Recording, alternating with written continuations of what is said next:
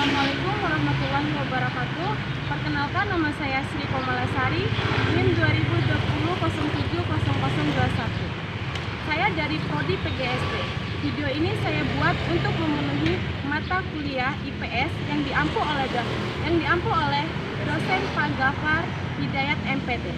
Selamat menyaksikan. Assalamualaikum adik-adik kelas 4. Waalaikumsalam Ibu Guru. Hari ini kita akan belajar mata pelajaran sumber daya alam atau sering disebut SDA. Sebelum kita memasuki mata pelajaran, alangkah baiknya kita membaca doa terlebih dahulu. Sebelum kita belajar, mari kita berdoa. Berdoa mulai. Berdoa selesai. Amin. Oke, di sini Ibu akan menjelaskan materi kita ya anak-anak. Iya Bu. Materi kita adalah sumber daya alam atau sering disebut SDA. Subtema 6, cita-cita tema 1. Ada yang tahu nggak apa sih sumber daya alam itu?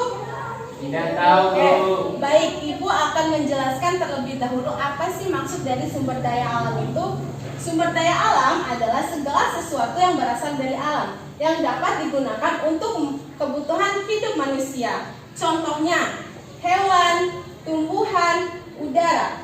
Seperti itu ya adik-adik. Iya Bu.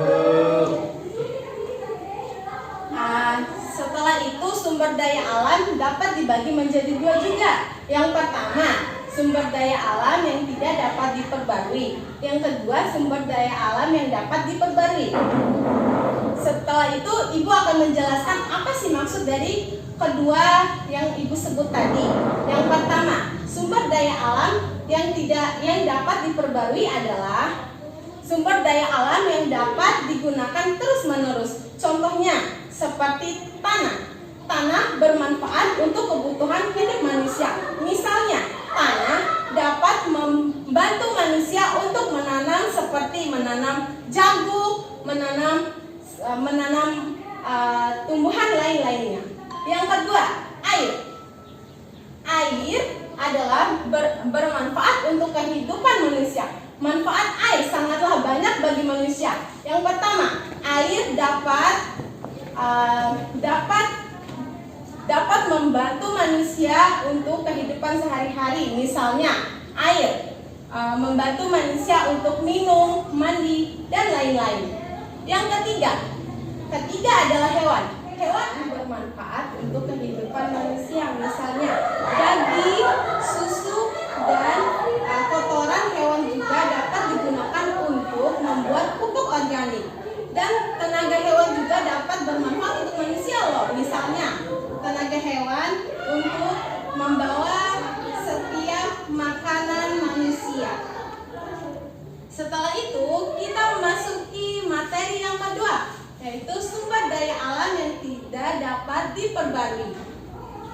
Sumber daya alam yang tidak dapat diperbarui adalah sumber daya alam yang akan habis jika dipakai terus-menerus. Misalnya, 1.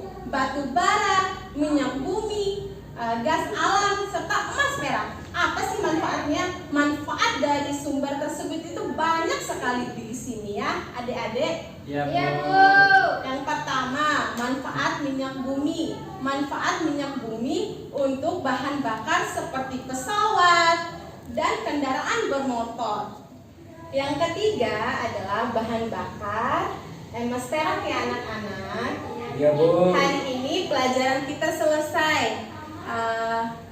Lebih dan kurangnya Ibu mohon maaf. Wassalamualaikum warahmatullahi wabarakatuh.